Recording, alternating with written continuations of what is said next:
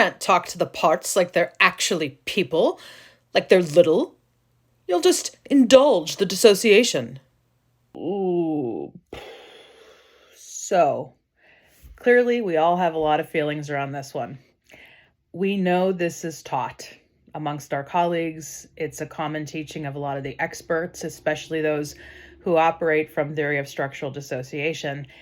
And yes, for a lot of years, we probably internalized a lot of this self-hatred too, saying, don't show to the world you're dissociative because being dissociative is inherently bad. And I remember when I went through a big healing period myself 7 years ago, I noticed this tendency I had to use we pronouns. It's like, no, correct it. You're an I.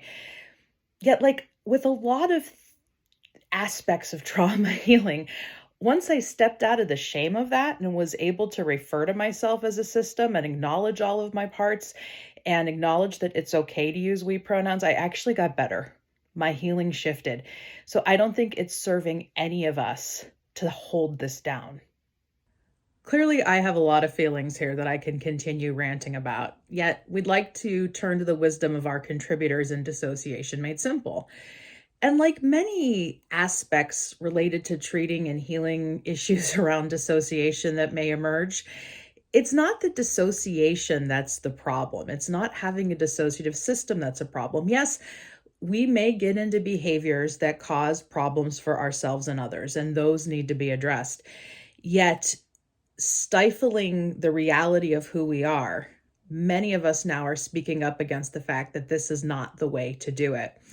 Many of our Dissociation Made Simple contributors directly use the word eugenics to talk about how so many of the trauma and dissociation specialists operate, that it's from this place of let's eliminate this problem behavior. Let's eliminate this problem way of being in the world instead of embracing it.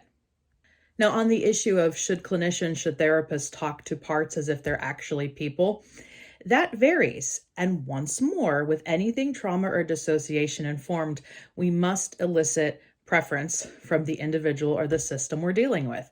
One of our contributors, Cheryl, for instance, said very clearly, please just talk to me like I'm an adult. Yes, we have little parts, but we're not actually children. So, okay, if she was my client, I'd honor that preference.